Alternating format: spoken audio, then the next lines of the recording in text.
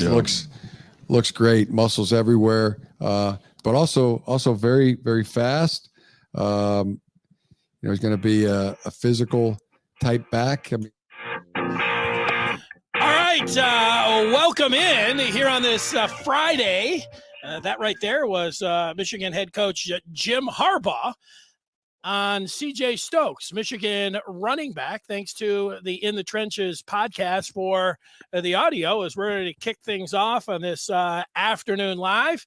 And we have the man that Michigan head coach Jim Harbaugh was talking about right there. We have him on the line, and it's CJ Stokes, who joins us here on the Maize and Blue Review. CJ, how are you? I'm great. Well, it's great to have you on here. Tell me how signing day went for you. I was able to watch some of that press conference that you had at the school. It was emotional. It was awesome to watch. What was that day like for you?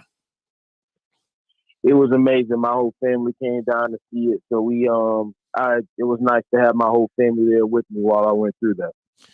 Yeah, you know what? I was listening. You heard Jim Harbaugh there talking a little bit about your running style and your physique. Later on, he said, "Yeah, he really liked your dad. Jim Harbaugh and your dad really hit it off, huh?" Yes, sir. They're really close friends. He on the day he was down here, he went to my school and he was talking to my dad more. He was talking to the coaches. So they're really close. Yeah, I like. You know what? Signing day, it's great for the athletes, student athletes like yourself. It's fun for the fans. It's fun for the media. Listening to somebody like you talk like you did there, everything you had to say, the emotion, how you're ready to work, and it felt like all that hard work that you had put into that point had got you to that particular juncture there on Wednesday. Just tell me, have you smiled, at least cracked a little bit of a smile since Wednesday?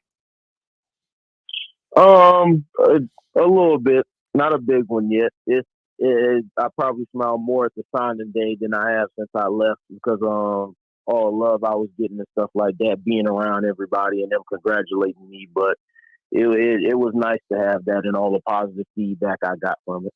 Yeah, tell me a little bit. You said in that press conference that you had that you're ready to embrace the grind, and you also mentioned just how hard you work. And you said you recognize the kind of special talent. You don't get a scholarship to go to a place like Michigan unless you have awesome talent there. But you also worked really hard. You said that's what got you where you are today. So that's the part. What do you when you're talking about the training methods? I mean, do you like that, or is it a grind to you? What kind of training methods do you use?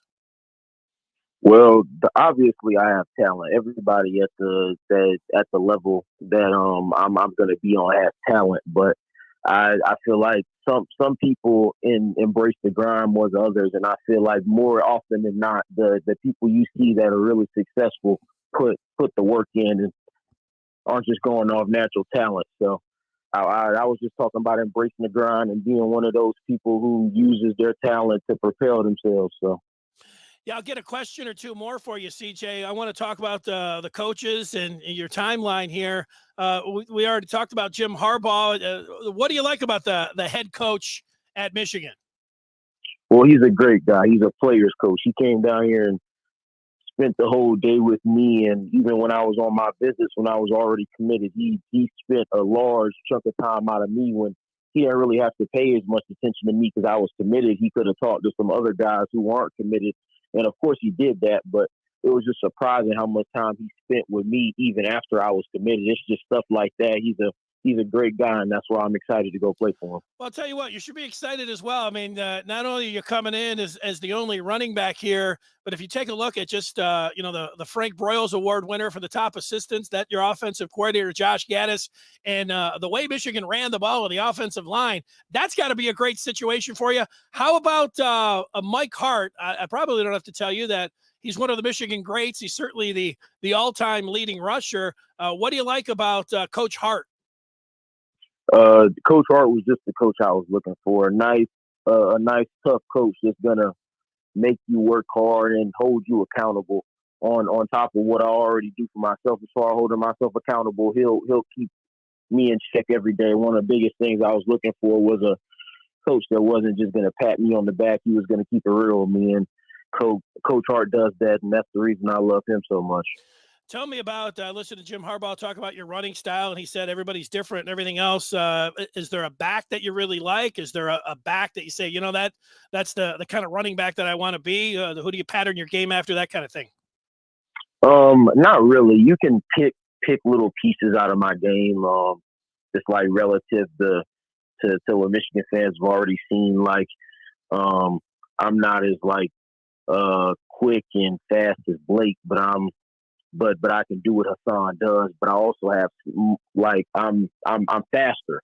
So it's kind of stuff that you can pick apart from everybody's game. I can't say I'm like one person, because like what he said, everybody has their different styles and stuff like that. So right. Well, that's good. It's good to be your own person. You in the everything that you had to say on Wednesday, you're humble, appreciative, ready to work. I mean, you made 1 million fans just that day, CJ. Tell me what your plans are here in the days, weeks, and months ahead, and when you'll show up at in Ann Arbor as a freshman. Well, I think the day after I graduate, I'm going on down there, and I've been here June 1st a lot, so I don't know. It's probably going to be June 1st I get down there, but every single day, I'm lifting 3 days a week and running on the track with my speed trainer 2 days a week. Yeah, I've been working with my track trainer for since like 6th grade, and he's the one who helped me with track during the summer. Helped me win state and region and stuff like that when I was running track heavily, like through 10th grade. So I'm going to be working with him again, and then I'm going to be lifting 3 days a week too. So that's what I'm going to be doing every single week until I get up to Ann Arbor. Well, that sounds like you're embracing the grind. Hopefully you can crack a smile once or twice between now and in June, maybe when you get up here. We certainly appreciate your time, and congratulations again on signing with Michigan on Wednesday. Thank you. I appreciate it. Thanks for having me. All right. Take care, CJ. We appreciate it. There he is, CJ Stokes, running back, Michigan, who signed on Wednesday on National Signing Day, joining us here on the Maize and Blue review. And you just look at that depth chart and the position that Stokes is in. He wasn't sure that Michigan was going to come out and be a throwback running team. Now, not necessarily the approach that they're going to take in the years ahead, but maybe. I mean, it's working. It's broken through here, and we do know that Hassan Haskins accepted that invite to the Senior Bowl. So you're looking at Donovan Edwards, Blake Corum, who Stokes mentioned, Tavier Dunlap, that are there. There are a couple other guys, but a nice spot as the one running back in this class here, and opportunities. And just look, I mean, we saw what Corum was able to do a little bit when he got in there as a true freshman. We saw obviously this year with Donovan Edwards. You'd hear he was. Yeah, I think I was out of spring. I think they all said it like, he's just making every practice. There's some gigantic play that he's making, some chunk play, and everybody's like, all right, let's go. And it really wasn't until the Maryland game. He had some injury issues that he was working through. But, the Maryland game, when he set the record, you have 10 catches, 177 yards, headed that 77-yarder. Edwards I'm talking about, and then he had that great one-handed catch against Ohio State. I'm stoked. CJ Stokes, easy guy to root for. Talking about that press conference he had at his school, he was emotional, and said he didn't want to smile yet. He wants to work. Easy guy to end up liking. All right, we do appreciate his time, and if you're tuning in for the first time, we do this every day at 1:00. We talk Michigan here on the afternoon live show. What's going on in Michigan sports? What's going on is it's pretty easy this time of year. National Signing Day, that was the Michigan Recruiting Spotlight. We have a Michigan Recruiting Spotlight every day. And we also talk about and look what's going on, whether it's football, basketball, hockey, or anything. Obviously, with football, we're talking about the Orange Bowl. So let's go a little bit and talk about the Orange Bowl. And look at here, today's the 17th. That means a week from today, it'll be Christmas Eve. And then the following Friday, it'll be New Year's Eve. So we are 2 weeks out here from the Orange Bowl in Michigan and Georgia. And, I feel pretty good about Michigan's chances against the Dogs. It's a matchup of two teams that I think they're pretty similar. Georgia's defense a little bit better. I think Michigan's offense is a little bit better.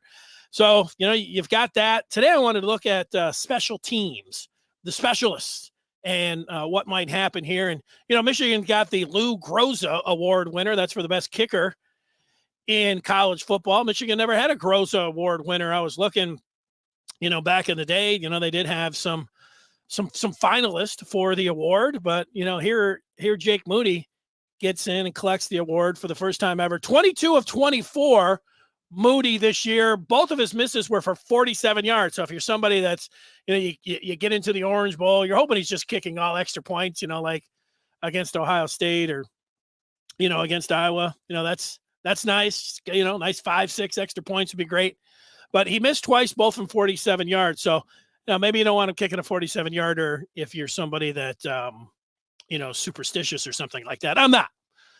But I would say, hey, let's just see him kick all those extra points. But did not miss an extra point this year, 56 for 56. And his kickoff average, 65 yards. And he kicked off 95 times. 64 of those were for touchbacks. So if you do the percentages there, 66% of the time, touchbacks for Moody. And that's, 2/3 of the time he's kicking it back and touching it back. And we have sound from the Lou Groza Award winner. Here he is. And this is, he was asked what the Lou Groza Award means to him. I mean, it means the world to me, and it means a lot to not only me, but the coaches and then everybody else that's involved in it. So my snapper, William Wagner, and older Brad Robbins, they've done a phenomenal job this year. I mean, you can't get any better than that. So just we had to sit down at the beginning of the year, we set our goals, and that was obviously our goal as a unit. So just kind of not really we didn't expect anything less, I guess you could say. So obviously we reached our goal, which was really cool, and credit to those guys and also the guys up front. No block kicks either helps a lot. What else can you say there? Good job by Jake Moody. He gets up there, credits the long snapper, the holder, snap, hold, kick, goes through the guys that he works with every day. Shout out to the offensive line that is out there on with the field goal unit, no block kicks this year. Gives it up to the coaches, all of that. So good job. And yeah, it's not bad having the top kicker in the country, certainly the Lou Groza Award winner going into the Orange Bowl. So you feel pretty good about that. Also, I think you feel pretty good about Brad Robbins kicking over 46 yards per punt. Looking on the other side, Georgia, their kicker, 18 of 22. He didn't have a lot of field goals. They were scoring a lot of touchdowns, but he didn't kick anything outside of 50 yards. His long was 46, or if you look at Moody, he had a 52-yarder this year. So a little bit, I mean, they're both pretty good. Jack Pozlesny, the field goal kicker there for the Dogs, their punter's pretty good.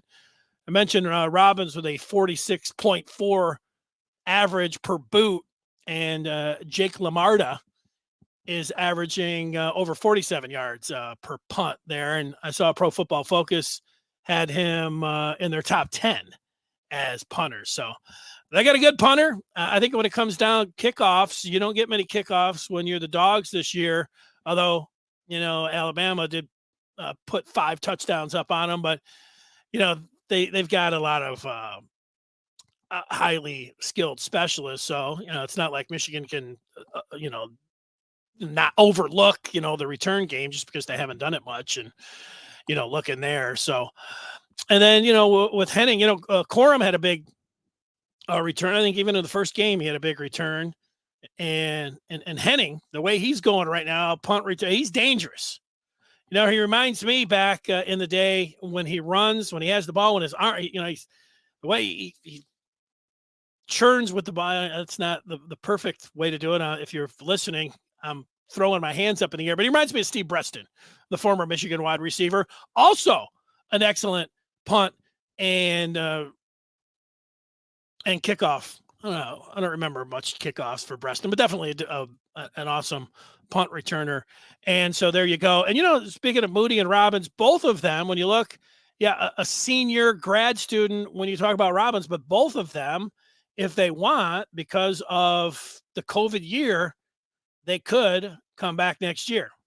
I don't know what that discussion is going to be like. Michigan did bring in a punter kicker. I don't know if they made a decision on which one he's better in. Maybe he'll try to do all three, including kickoffs. Tommy Doman, who was on the roster. But, it seems to me, if you got a specialist, then I guess it will come down. I would think it would come down to how good they feel about Doman, and then whether he can do both. And nobody does that, so I'm not sure we've had any clarity on that. It'll be a thing somebody to ask on the inside. Put that one down to ask about how the youngster's doing, if there's any clarification on that. So that's it from a specialist standpoint when it comes down to the Orange Bowl. I feel like Michigan, sure, Georgia's a gigantic favorite when you look at the spread, and they have, besides the Alabama game, they've played great defense, and they've been a great defensive team. But if Michigan can play like they have at the end of the year, they can be in that game. They can get into the fourth quarter and they can win it. There's no reason to sit here and talk about, the SEC, or, they just can't recruit, the speed, and, oh my God, how are they even going to be on the same field? I don't think any of that. I don't think anybody feels like that watching how U of M has played this year. And, they'll have they'll have a shot to get into the fourth quarter, I think, against the Dogs there. Certainly if they don't turn the ball over, and, if they go out. And I do wonder about their plan, their bowl preparations. We'll hear from, Jim Harbaugh, how they're going out, what they have to do. I don't know if it factors in. He won the bowl game his first year against Florida, but then, the ensuing seasons in the bowl were, let's face it, they were stinkers. People don't like to, let's not focus on that. I mean, does it have any effect? I don't know. I don't think so. I mean, is there something where they're going over it like, we just kind of, we took it easy on the guys. We took it easy on them. We kind of just cruised in there. Certainly they lost some personnel, guys that opted out. They're not going to have that issue certainly coming up on New Year's Eve. All right, so we had the recruiting spotlight. We have that every day. Coming up later today on this same channel, we're going to talk with another signee from Michigan, Mason Graham. Been in communication with the Michigan projected defensive lineman out there in California, and he is expected to join us around 3 o'clock, noon West Coast time, wherever you're watching is from. So we'll talk a little bit more on the defensive side with one of the Michigan signees from Wednesday. So the last thing I have is just the Memorabilia Minute, and that's where each and every day I find something that I could show you. And today this is more of this is not something that I'm going to put up on eBay and be able to sell. I don't think maybe I could get a $1 for this golf ball, and it is a little bit sentimental. I'll just tell you, I went to the Michigan-Ohio State game this year to the golf course. I know it was closed for most people, but there was an event there for Learfield where I was doing a pregame, and so I went in there, and then afterwards I was walking to my car to get home and watch the game. And on the way walking through the golf course, I looked down, and there it was, sitting right there. What am I going to? Of course, that's what everybody would do. Pick up the golf ball, put it in your pocket. And it did have a little bit of mud on there, but just this week, I cleaned it off. And I was going to go and just throw it in the shag bag. But then I decided, you know what? Maybe I would use it for the Memorabilia Minute. And then today, with bowl season kicking off, if you can look, it has a Toledo Rocket stamp on it. And guess who's playing today in the Bahamas Bowl as bowl season kicks off? You're right.